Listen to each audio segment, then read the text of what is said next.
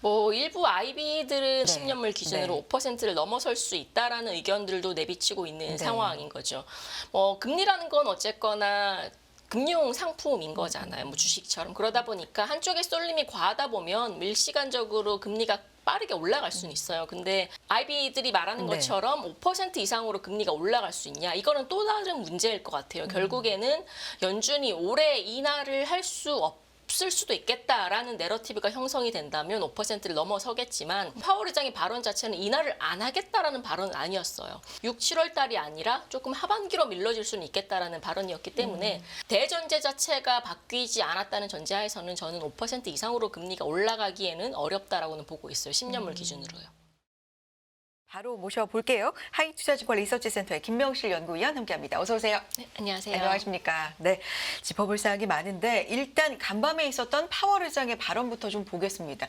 비둘기가 매로 돌아섰다. 뭐 매 비둘기 좀 왔다 갔다 하는데 간밤의 발언 같은 경우는 어떻게 평가했어요? 그러니까 지표 같은 경우를 그동안에 좀 보고 이건 좀 지연되겠는데 너무 급하게 하면 안 되겠는데 라고 돌아선 걸까요? 어떻게 평가하십니까?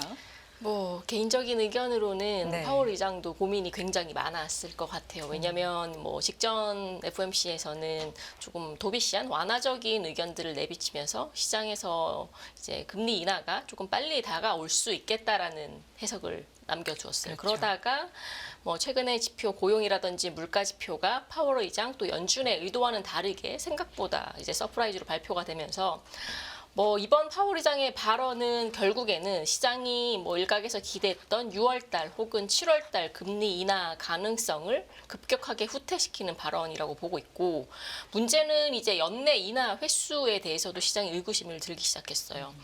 직전 점도표에서 올해 인하 횟수가 3회. 75bp 인하였거든요. 근데 이번에 이제 파월 의장 발언 이후에는 연내 3회는 사실상 불가능해지고 2회가 지금 컨센서스긴 한데 2회도 어려울 수 있지 않냐라는 그런 의구심들도 이제 커질 수 있는 계기가 되지 않았냐라고 생각을 하고 있고요. 결정적으로 지표들이 CPI가 계속해서 좀 높게 나오는 경향을 보이고 얼마 전에 나온 소비 지표 또한 굉장히 좀 뜨거운 모습을 보였습니다. 근데 이 소비가 좀 헷갈리는 게요.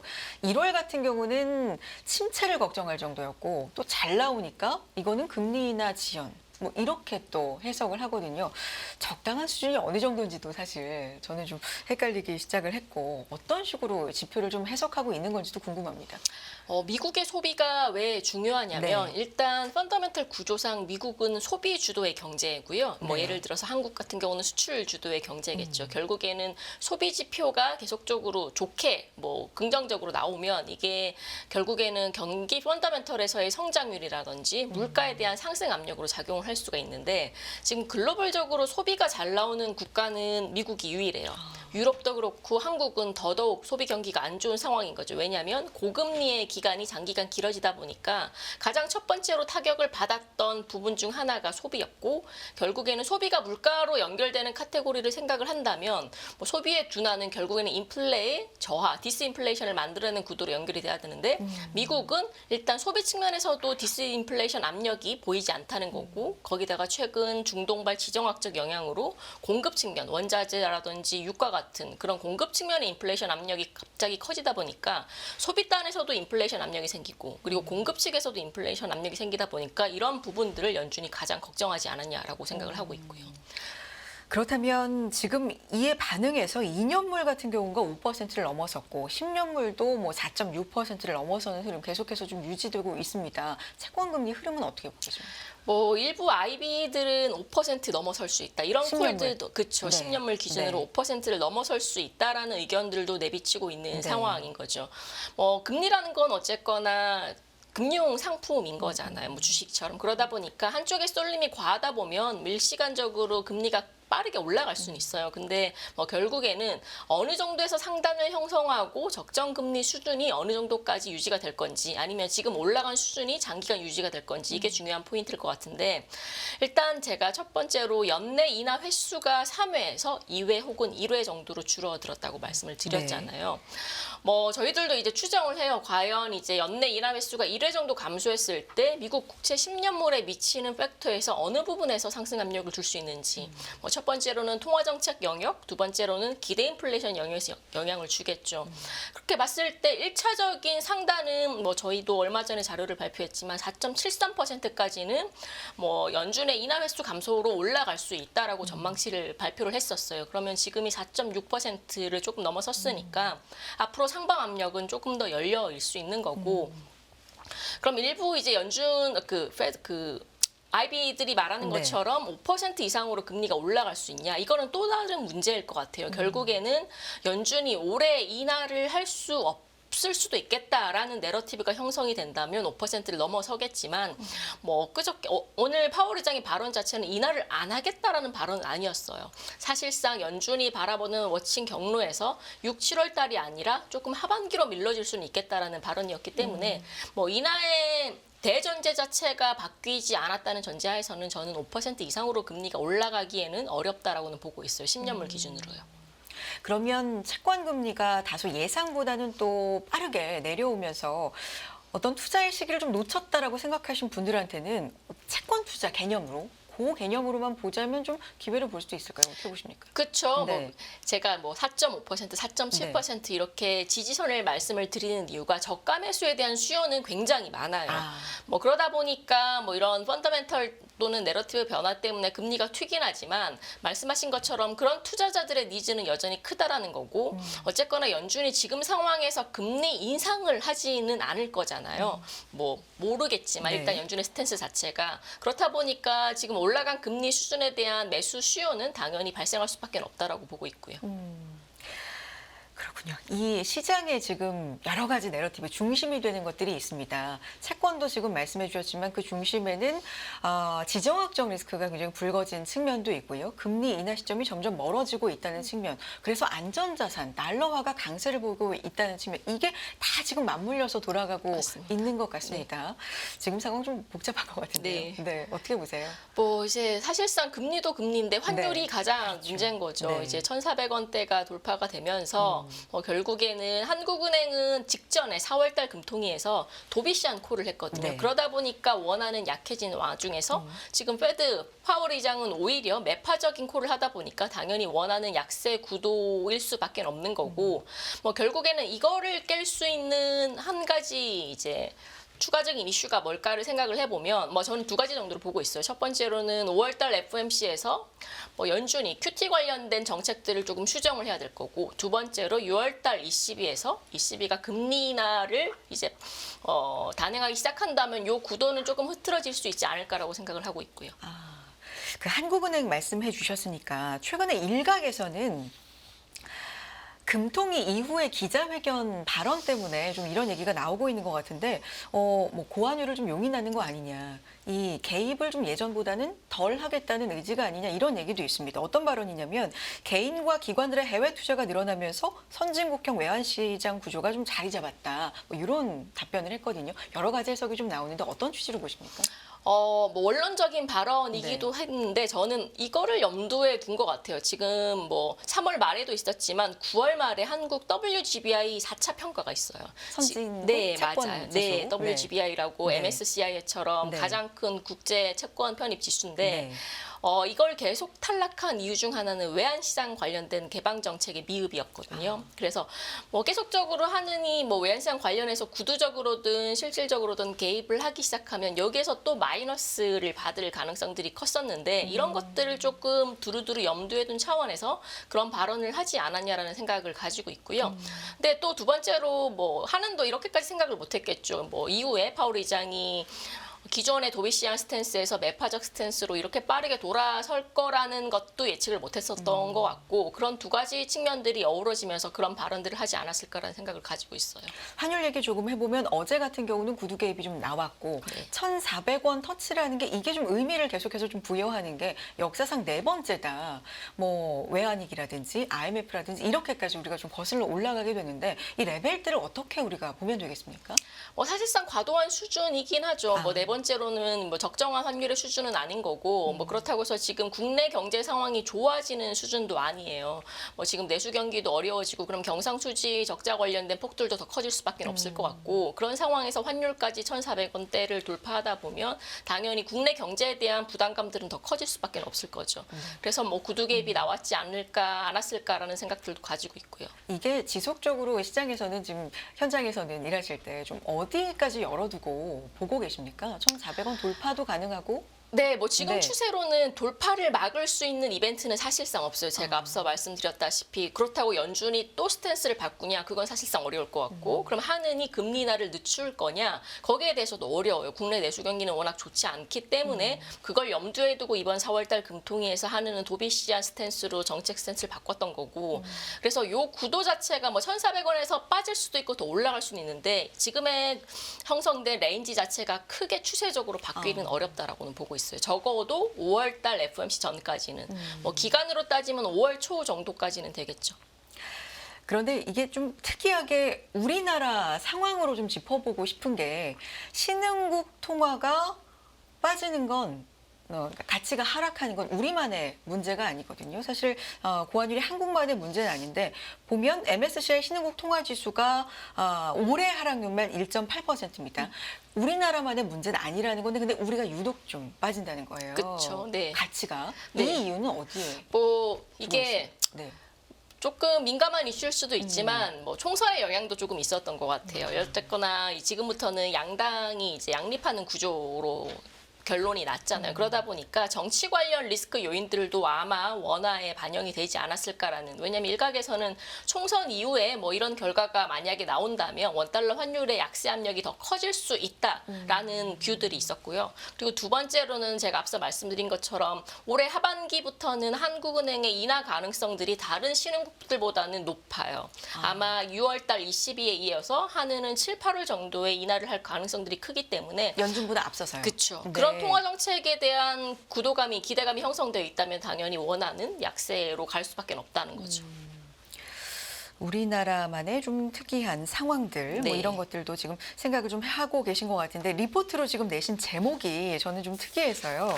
밀림의 사자가 강림했지만 점점점 이란 제목입니다. 전체적으로 어떤 얘기를 하고 싶으신 거예요? 채권 시장에서는 뭐 한 가지 속설이 있어요. 네. 뭐 밀리면 금리가 올라가면 사자. 그 밀림. 그렇죠. 아. 그 밀림에 이제 조금 사자. 더 네. 뭐 조금 의미에 대한 표현으로 이제 밀림의 사자라고 하는데 그 사자팔자의 사자. 맞습니다. 네, 채권에서는. 근데 이제 어떤 의미냐면 네. 1월부터 시작해서 지금 4월 달 초까지 한국 크레딧 채권의 강세 현상이 유독 심했어요. 워낙 계절적으로 연초에 크레딧 채권들이 강해지는 건 계절적인 현상들이 있어요. 뭐 작년 연말에 발행을 안 했던 기관들이 올해 상반기 연초에 발행을 하기 시작하고 작년에 못 샀던 기관들이 한꺼번에 연초에 자금 집행을 하면서 크레딧 채권들이 통상 강해지는데 네. 보통 3월 달에 이게 끝나야 되는데 4월 달에도 크레딧 채권들의 강세가 계속 시작되는 거예요. 뭐 그 이유를 고민해 보면 가장 큰 건 기준금리 이하로 국고채 금리들이 형성되어 있기 때문에 상대적으로 기관 투자자 입장에서는 국고채권을 살 요인들이 없는 거예요. 그러다 네. 보니까 조금이라도 금리가 높은 크레딧 채권들에 대한 수요가 높아졌고 네. 그러다 보니까 크레딧 채권들이 밀리면 사자라는 그런 이제 통상적인 법칙들이 통하는 흐름들이 나타났는데 뭐 지금 금리 보시면 아시겠지만 어쨌거나 연준의 금리 정책 변화로 인해서 네. 미국 금리가 많이 올랐잖아요. 국내 채권 금리도 마찬가지예요. 4월 달 이후부터 지금 79거래일 만에 한국 국고채 10년물 금리가 기준금리 3.5%를 넘어섰어요. 이제 역캐리 현상이 아닌 거죠. 역캐리라는 뭐냐면 기준금리 이하로 채권금리가 형성이 된 건데 그게 바뀌었다라는 거죠. 그러면 기관 투자자들이 그동안은 크레딧 채권들을 샀다면 이게 다시 국고 쪽으로 옮겨갈 거예요. 그러다 보니까 이제는 밀림의 사자가 강림하지 못할 수도 있다라는 의미에서 이런 제목들을 지어봤고요. 이미 좀 변했다. 맞습니다. 이미 좀 상황이 전환이 됐다. 바뀌었다. 네. 상황이 바뀌었다라는 거죠. 그 개인 투자자분들도 굉장히 채권에 관심을 많이 갖고 계시는데 이 연관돼서는 어떤 전략이 좀 필요할까요? 지금부터는. 네, 우선 요즘 개인 투자자들은 뭐 당연히 그렇겠지만 굉장히 더 스마트해지셨어요. 현재 개인 투자자들의 원화 채권 투자 잔고가 50조 원이거든요. 불과 2, 3년 전에 비해서 시장이 5배 정도가 성장을 했어요. 그 전까지 잔고가 10조 원 내외였는데 지금 5배? 굉장히 빠른 기간 내에 많이 성장한 거죠.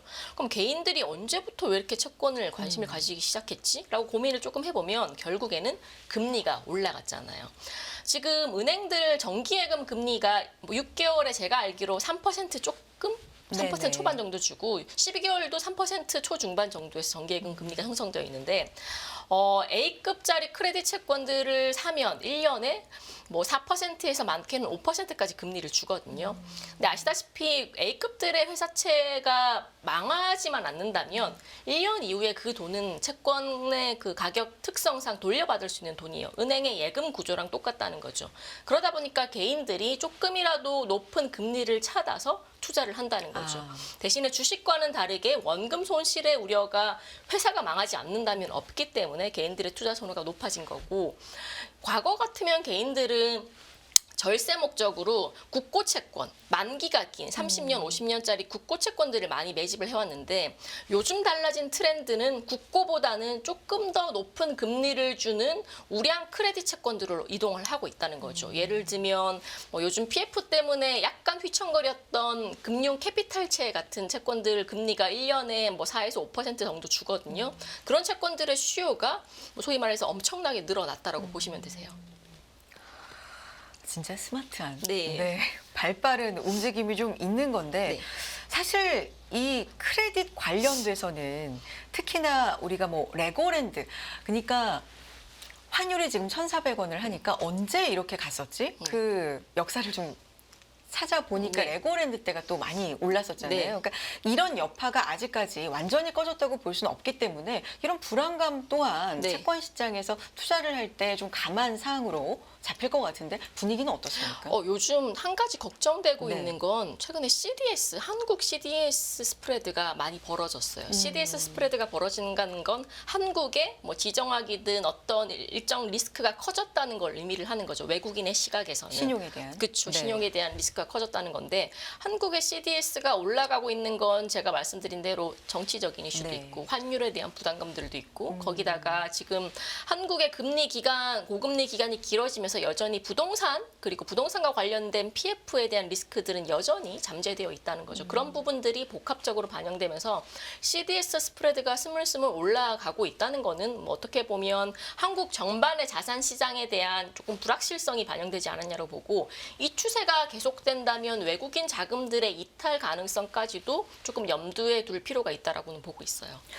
알겠습니다. 미국 얘기 좀 돌아가서 다시 해보면 이 유동성을 가늠할 수 있는 영래포 잔고가 급격하게 최근 며칠 사이 이제 감소를 보이고 있습니다. 이게 가늠자로 여겨지기 때문에 좀 잘 봐야 되는데 이게 사실 그 세금 납부 기간이 좀 맞물려 있었잖아요. 매년 요 기간이 되면 좀 줄어드는 감이 있지만 최근에 좀 더 급격한 겁니까? 어떻게 평가할 수 있을까요? 최근에 좀 더 급격하게 줄어들고는 있긴 했어요. 뭐 일각에서는 미국의 유동성이 지금 마르고 있는 게 아니냐라는 우려까지 나올 정도로 이게 작년에 최고 영래포 잔고 수준이 대략 2조 2천억 달러 정도였는데 지금 제가 알기로 3월 말 기준으로 4천억 달러 정도로 줄어들었고 5월에서 6월 정도 되면 모두 소진된다라는 얘기들이 돌고 있어요. 네. 그러면 결국에는 영래포 잔고가 이제 엔코가 나면 네. 어떻게 되냐? 당연히 지금 연준의 QT 정책에 대한 손을 봐야 된다라는 그런 목소리는 높아질 수 있다라는 거죠. 제가 아까 말씀드린 대로 QT에 대한 속도를 조금 감속을 시키든지 QT를 하는 채권의 양 자체를 조금 줄이면서 시중의 유동성들을 열어두는 정책으로 다시 조금 선회해야 된다라는 목소리 커질 수 있다는 거고 그런 측면에서 제가 5월달 FMC에서는 뭐 이미 3월달 FMC에서도 예고가 됐지만 5월 FMC부터는 QT 감속과 관련된 구체적인 정책 들이 나올 수 있지 않을까라는 기대감들이 있다는 거죠. 네. 그래서 뭐 이거를 금리 단에서 연결을 시켜보면 아마 5월 FOMC 전까지는 별다른 이슈가 없으면 금리는 계속 출렁거릴 거예요. 뭐 파월의 한마디에 또는 연준 다른 위원들의 한마디, 지표에 굉장히 민감한 그런 장들이 나오면서 하방 압력보다는 당연히 상방 압력들이 더 높겠죠. 그러다가 제가 말씀드린 것처럼 5월달 FOMC에서 QT 관련된 스케줄, 감속과 관련된 스케줄이 나오기 시작한다면 시장의 분위기는 조금 반전될 수 있지 않을까라고 내심 기대는 하고 있고요. QT 감속이 구체적으로 어느 정도까지 나와야 될까요? 결국에 네. 과거 2019년도 사례를 보면 뭐 대략 뭐 우리가 6월부터 9월 또는 뭐 10월 달까지 QT의 국채 양 자체를 줄일 거고 대략 올해 말 정도에는 QT 정책들을 종료를 하겠다 이런 구체적인 스케줄이 발표가 돼야 된다는 거고 뭐 과거에도 보면 아마 그걸 시행하고 연내 QT 자체가 종료되었던 사례들이 많았기 때문에 이번에도 QT가 종료되지 않을까라는 생각들을 가지고 있는 거고 그럼 당연히 채권 시장에서는 우호적인 재료로 작용을 할 수 있다라는 거고요. 5월에 이 스케줄이 조금 더 구체적으로 발표된다. 이거 시나리오지만 네. 그런 시나리오 가정하에 네. 그렇다면 만약에 그렇게 된다면 금리는 어떤 방향으로 움직일 가능성이 있습니까? 제가 그래서 계산을 해봤거든요. 네. 올해 이제 연내 인하 횟수는 2회 정도로 줄어드는 게 아마 컨센서스일 거다라는 가정하에서 QT 관련된 정책들이 채권 시장에 우호적인 영향을 준다라고 하면 미국 10년물 국채 금리는 4.25에서 4.45 레벨 레인지까지 안착할 수 있다라고 생각을 하고 있고요. 지금 네. 뭐 비록 4.6% 제가 아까 생각하는 4.73%까지 뭐 고점은 높여갈 수 있겠지만 그 정책이 나오면 5월달에 1차 변곡점들은 만들어질 수 있을 거라고 생각을 하고 있고요. 네.